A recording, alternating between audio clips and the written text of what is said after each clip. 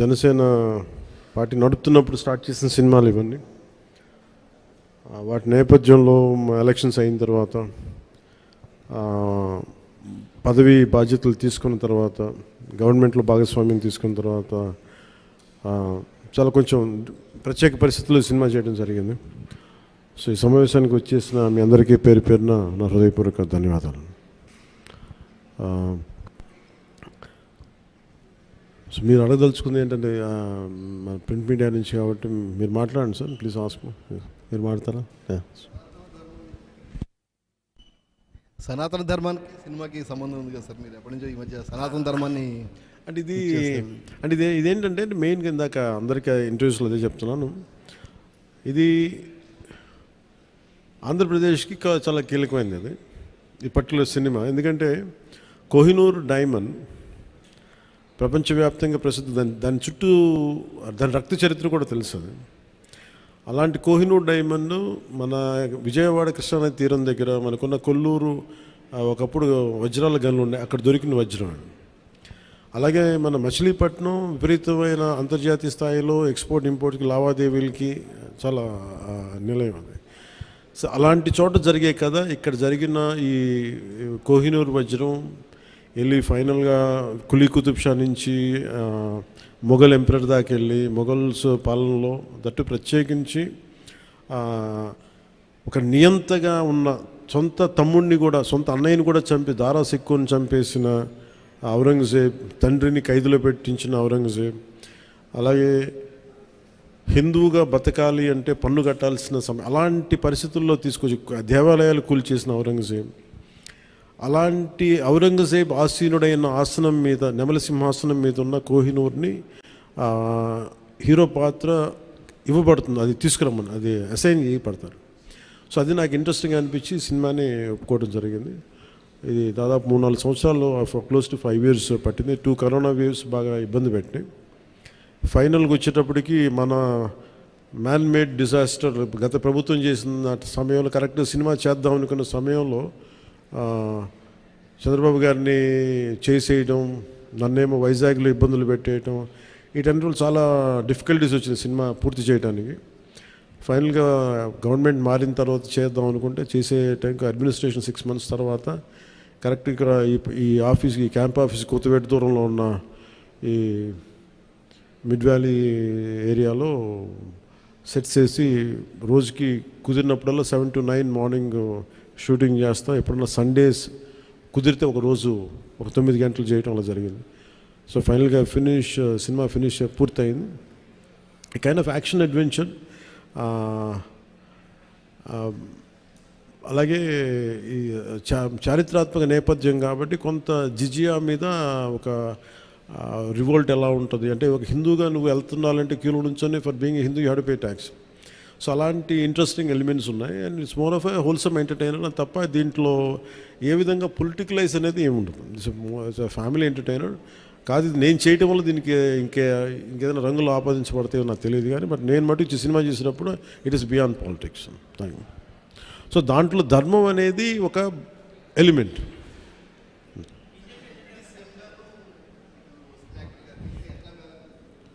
Sir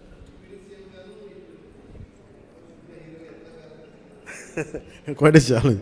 ఇందాక కూడా ఎవరు ఇంటర్వ్యూలో అడుగుతూ ఉన్నారు, మీరు మేడం మీరు అడుగుతా అంటే సినిమాల్లోనూ ఒకటే చాయిస్ ఉంటుంది, either films or politics at this stage అంటే I said I opted for politics. I opted for not cinema, politics. So అందుకని నా ప్రయారిటీ పాలిటిక్సే అడ్మినిస్ట్రేషన్ పెట్టి నాకంటూ కొంత టైం అనుకున్నప్పుడు దాన్ని బట్టికే కేటాయించడం జరిగింది. అట్లా సాధించాను. ఏ సినిమాకి చేయని విధంగా ఫస్ట్ టైం ప్రమోషన్స్లో దిగారు మీరు. ఇది చాలా ప్రత్యేక పరిస్థితులు ఉన్నాయి సార్. నేను మామూలుగా అయితే చేయను. అంటే నా వల్ల నిర్మాతలు నష్టపోయారు. అది కూడా ఎలా నష్టపోయారు, 1 corona, 2 natural disaster, 2 natural disasters, ఇంకోటి man made disaster, administration disorder, ఇక్కడ పొలిటికల్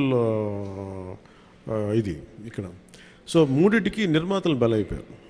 సో దానికి నేను ఒక నైతిక బాధ్యత వహించి లేట్ అయిపోయిన సినిమాని ప్రమోట్ చేయాల్సిన బాధ్యత నా మీద ఉంది. అంతేగాని ఎందుకంటే నాకు రెమ్యునేషన్ కూడా దీనికేమి అదే ఇంకా రేపు పొద్దున హిట్ అయితే నాకు తెలియదు. కానీ సో అలాంటి పరిస్థితుల్లో రిలీజ్ చేశాను. ఎందుకంటే ముందు సినిమా ఆడాలి, సినిమా రిలీజ్ అవ్వాలి, నిర్మాత బయటపడాలి అన్న సదుద్దేశం. అది కూడా ఏంటంటే నేను పాలిటిక్స్లో ఉండటం, గత ప్రభుత్వం చేసిన మ్యాన్ మేడ్ డిజాస్టర్స్ వీటన్నిటి వల్ల నలిగిపోయిన దానికి బలైపోయి నేను పొలిటిక్స్లో ఉన్నాను కాబట్టి బలైపోయారు కదా, ఇబ్బందులు పడ్డారు నిర్మాతలు. అందుకని వాళ్ళందరి తరపున నేను ఈ కనీసం ఈ ప్రమోషన్ చేయడం అనేది చాలా ఎసెన్షియల్ డ్యూటీ అనిపించింది నాకు. అంతమించి మామూలుగా అంత అవసరం ఉండేది కాదేమో. సార్ ఆ సినిమా తీసేటప్పుడు కొంత ఇబ్బందులు కూడా పడ్డట్టున్నారు మీరు. ఏంటి సార్? ఆ సినిమా తీసేటప్పుడు కొంత ఇబ్బందులు కూడా పడ్డట్టున్నారు, సమ్మర్లో కానీ నైట్ టైంలో షూటింగ్ చేయటం కానీ. అంటే ఎలా అంటే నేను అంటే ఇక్కడికి వెళ్ళి వైజాగ్లో అరెస్ట్ అయ్యి మళ్ళీ వచ్చి 4 రోజుల తర్వాత మళ్ళీ ఇలా చేశాను. అంటే అరెస్ట్ అంటే చూశారు కదా ఎలా పెట్టారు. అట్లాంటి పరిస్థితుల్లో మండుటెన్లో కానీ అంటే okay that's part and parcel, there is no complaint about it. నాకేమనిపించిందంటే ఈ ఇబ్బందులు పడటం ఒకటిను, పార్టీని నడుపుతా ఏమాత్రం హోప్లెస్ పొలిటికల్ సిచ్యువేషన్లో ఉండి సినిమాలు చేస్తా 10 రూపాయలకి 15 రూపాయలకి టికెట్లు ఏదైనా రిలీజ్ అయితే ఇబ్బందులు పెడతా, నాకు వీటన్నిటికీ దాటి అధిగమించి ఇక్కడ దాకా రావడం చాలా పెద్ద విజయం అనిపించింది. సో టఫ్ సిచ్యువేషన్ ఇక్కడ దాకా వచ్చి I'm grateful for the producers.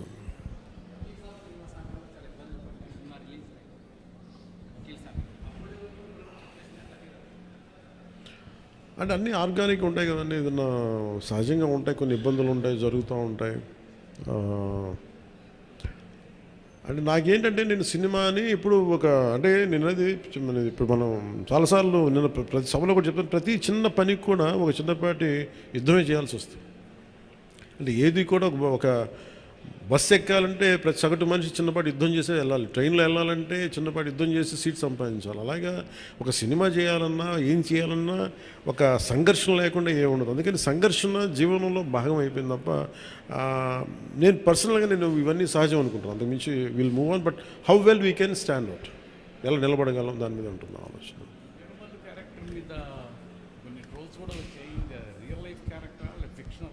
ఇది ఫిక్షన్ క్యారెక్టర్స్, అసలు వాళ్ళు ఎవరో మాట్లాడారు నా దృష్టికి తీసుకొచ్చారు కానీ అసలు సంబంధం లేదు.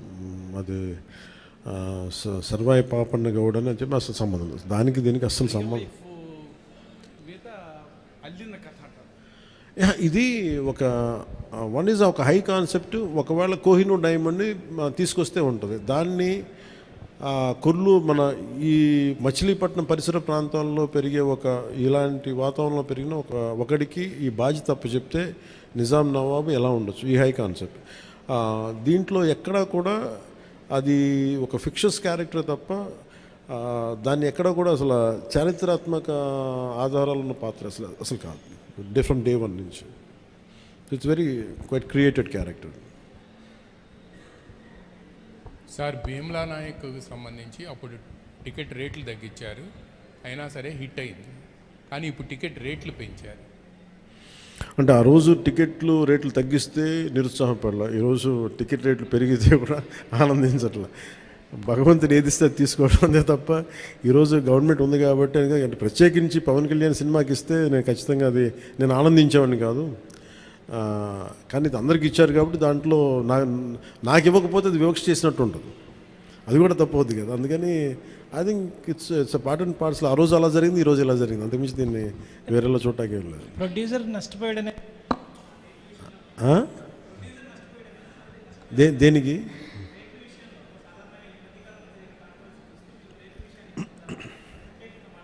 మళ్ళీ వినిపించట్లా?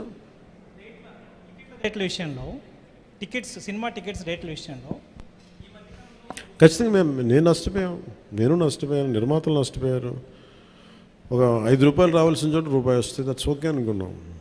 భగవంతుడు ఈరోజు మనకి ఇచ్చిన రూపాయితో తృప్తి పడదాం, ఖచ్చితంగా నష్టపోయాం, బట్ దట్స్ ఓకే. ఎందుకంటే వాళ్ళు వచ్చిన సంస్కృతి ఎలాంటిది, ప్రత్యర్థి కోపం ఉంటే చీని చెట్లు నరిగేయటం, బత్తాయి చెట్లు నరిగేయటం ఆలోచన విధానం.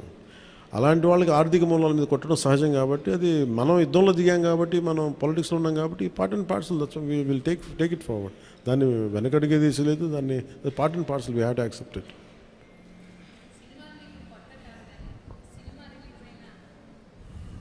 సినిమాలు మీకేం కొత్త కాదు, కానీ ఏ సినిమా రిలీజ్ అయినా అందరికీ కొంత నెర్వస్నెస్ ఉంటుంది, మీకు కూడా ఉంటుందా? నాకు నిండా మునిగినోడు చలి అని చెప్పాను. కానీ బాధ్యత ఉంటుంది. అంటే సినిమా బాగుందంటే ఆనందిస్తాను, బాగలేదంటే ఓకే ఏం కరెక్ట్ చేయాలని ఆలోచిస్తాను, అంతే తప్ప. ఎందుకంటే ఎందుకు నాకు నర్వస్నెస్ ఉండదు అంటే చేసేటప్పుడు చాలా ఒళ్ళు దగ్గర పెట్టుకుని చేస్తాను. నేను సినిమా బాగలేదని కూడా ముందే చెప్తుంటారు, బాగలేదు ఇబ్బందులు ఉన్నాయి చూసుకోండి. అందువల్ల నాకు ఏంటంటే నాకు గిల్ట్ ఉండదు బేసిక్గా. ఇప్పుడు మెచ్యూరిటీ వచ్చి ఎప్పటి నుంచో మూవీస్ తీస్తున్నారు, ఇప్పుడు మీరు అలా అనుకుంటున్నారా? మొదటి నుంచి కూడా అలాగే ఉండేవాళ్ళ? దీనికి నేను సమాధానం చెప్పాను. మీరు కావాలని నా ఇంటర్వ్యూస్ చూసుకోండి, బిఆర్ రాజు గారితో ఉంటాయి. ఆ ఇంటర్వ్యూస్లో నేను ఇప్పుడు ఏం మాట్లాడినా అవే ఉంటాయి. అందుకని అందుకని ఉదాహరణకు తొలి ప్రేమ తీశాను. తొలి ప్రేమ షూటింగ్ చేసినప్పుడు సినిమా అయిపోయి రిలీజ్ అవుతుంటే నేను కూర్చొని అక్కడ ఒక్కనే కూర్చున్నాను. గబ్బర్ సింగ్ కూర్చున్నా కానీ నేను ఒక్కనే కూర్చున్నాను. నా పక్కన పార్టీస్ ఏమి ఉండవు. జస్ట్ ఒకసారి నా జీవితంలో ఒకసారి నన్ను పార్టీకి పిలిచింది భీమ్లా నాయక్, ప్రత్యేకంగా నన్ను పిలిచారు. ఎందుకంటే ఇంత 10-15 రూపాయలు టికెట్ అప్పుడు కూడా ఇంత డబ్బు చేసింది ఈ సినిమా అని అనుకొని దాని ఒక్కదాని ఫస్ట్ టైము నా జీవితం అదే మొదటిసారి వెళ్ళటం. మళ్ళీ దీని తర్వాత కూడా వెళ్తాను కూడా నాకు డౌట్. అవును, ఇంతకీ మీ కో-ఎమ్మెల్యేలతో మూవీ చూసే ఆలోచన ఏమైనా ఉందా?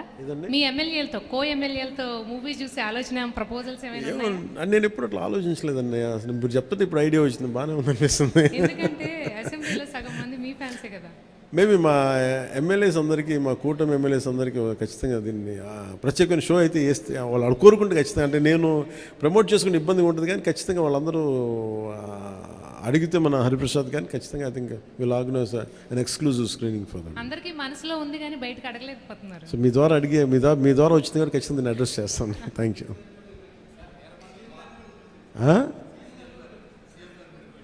సీఎం గారు బిజీగా ఆయన సినిమాలు మా అయితే ఒక 5 నిమిషాలు చూస్తారేమో. ఎందుకు రోజు నన్నే చూస్తుంటారు కదా, సినిమా చూస్తున్నట్టు అనుకుంటారు.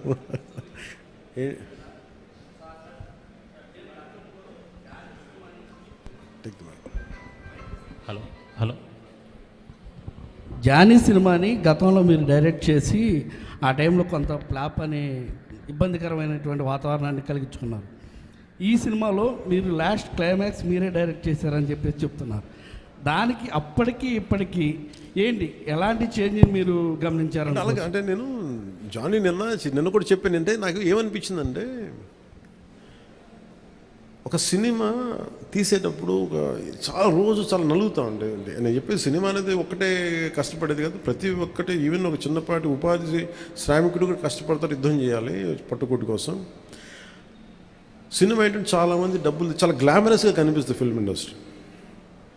దానికి నేను ఒక చిరంజీవి గారు లాంటి అన్నయ్య ఉండి, నేను సక్సెస్ఫుల్ అయిన యాక్టర్గా ఉండి, ఖుషి తర్వాత వరుసగా విజయాల తర్వాత కూడా ఒక జానీ అనే సినిమాని నేను డైరెక్ట్ చేసేది ఆడకపోయిన వెంటనే ఒక 5 రోజులు 10 రోజులు నెల రోజుల తర్వాత ఫస్ట్ షో పడింది, ఇది బాగలేదు అనగానే వెంటనే మొత్తం ఫైనాన్షియర్స్, డిస్ట్రిబ్యూటర్స్ అందరూ నా ఇంటి మీదకి వచ్చేసారు.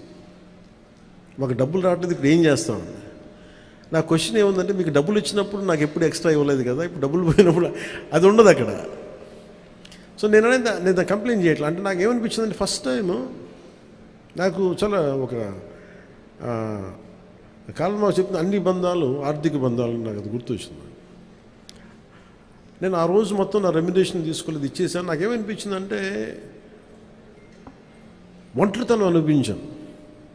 అంటే ఇప్పుడు ఎలా ఉంది అంటే, గత ప్రభుత్వం చేసిన ఒక దుర్మార్గాలన్నీ నేను చేసేసి అందరూ నిందిస్తుంటే నేను ఎంత బాధపడాలో, సినిమా ఫ్లాప్ అయితే నన్ను బాధపడమని అందరూ అలా చెప్తా ఉన్నాను. నా ఉద్దేశం ఏంటంటే, సినిమా చేసాం, బాగలేదు, ఆడలేదు అంతే. కానీ దానికి ఏంటి ఏదో ఒక కొంపలంతా మునిగిపోయినట్టు ఇలా మొక్కలు పెట్టుకున్నారండి. అందరూ డీలా అయిపోయి ఓకే నష్టపోతే ఎంత నష్టపోయింది చూద్దామని చెప్పి ఫైనల్ నేను ఏం చేయగలిగింది, బాబు నాకు ఇచ్చిన రెమ్యునరేషన్ ఇది, నాకు రూపాయి వద్దు తీసుకోండి అని చెప్పి నేను ఇంకో 15 లక్షల అప్పు నేను తీసుకున్నాను దాని తర్వాత ఇంకోళ్ళ దగ్గర. ఆ అనుభవం నన్ను చాలా బలమైన వ్యక్తం చేసింది. ఆ ఒక్క జానీ ఫెయిల్యూర్ నాకు ఎంత హెల్ప్ చేసిందంటే, పాలిటిక్స్లో హెల్ప్ చేసింది. నేను 2019లో ఓడిపోతే మళ్ళీ నాకు అదే గుర్తొచ్చింది. నేను ఎలా సర్వైవ్ అయ్యానప్పుడు failure is a part and parcel of growth. అది నాకు బాగా బలం ఇచ్చి, నిన్న ఒక నిర్మాత ఆ రోజు అన్ని ఇబ్బందులు లేవు, కానీ రత్నం గారు లాంటి వ్యక్తి,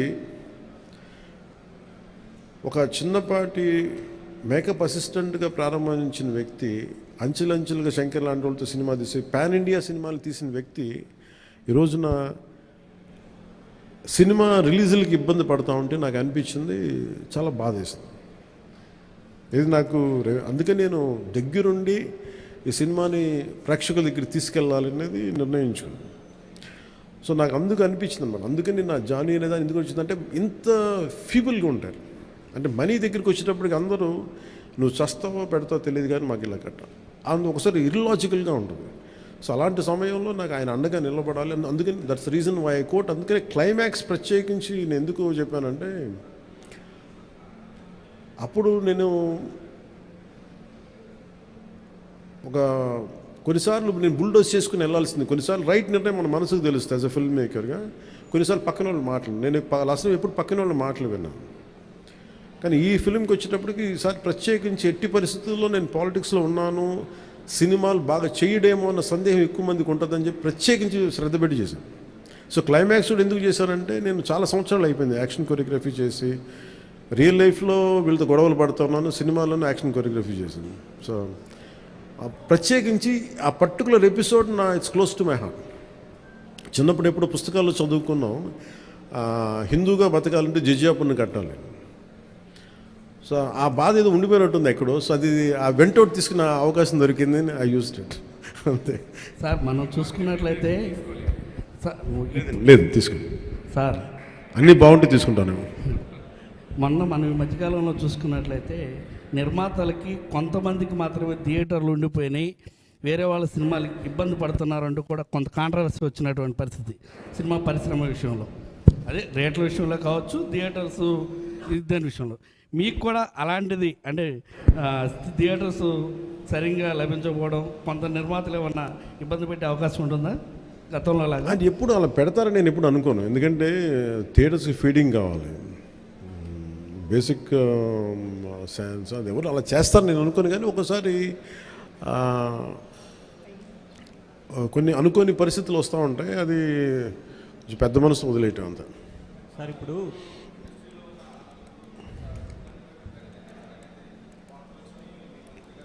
నేను ఎప్పుడు అనలేదు ఆ మాట. నేను అన్నారా, రాశారా? ఓకే, వెళ్ళుకుంటాం. So thank you sir. Ma'am, this movie is going to be?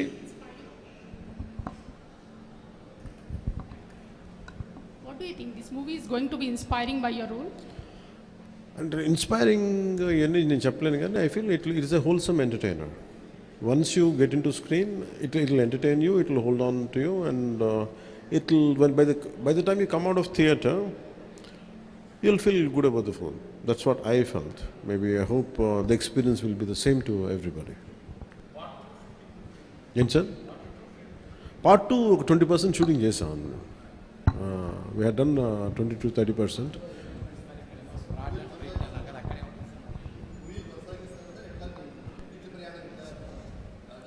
వచ్చే డబ్బుల్ని బట్టి, నాకు దొరికే టైంని బట్టి, కుదిరితే భగవంతుడి ఆశీస్సులు అన్నీ కుదిరి. సార్ ఏంటి సార్, చిత్ర పరిశ్రమ ఎక్కడున్నా అది ఉన్నది. ఆల్రెడీ ఏపీకి రావాల్సిన కొత్తగా అవసరం లేదు, కానీ ఏపీలో డెవలప్ చేయాల్సిన ఇన్ఫ్రాస్ట్రక్చర్ డెవలప్ చేయాలి. హైదరాబాద్లో ఎలాంటి ఇన్ఫ్రాస్ట్రక్చర్ ఉందో ఆంధ్రప్రదేశ్లో కూడా అలాంటి ఇన్ఫ్రాస్ట్రక్చర్ కొంత హైదరాబాద్లో ఉండొచ్చు, కొంత కొంత మంగళగిరి లేదా మనకున్న ప్రాంతాల్లో కావచ్చు.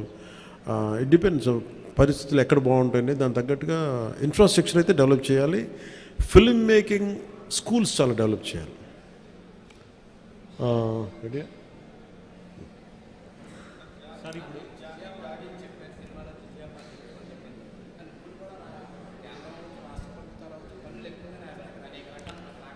ఆ పన్నుల గురించి ప్రత్యేకించి ప్రస్తుతం ఓన్లీ హరిహర వీళ్ళ మన జిజియా పన్ను గురించి మాట్లాడుకుందాం. So thank you.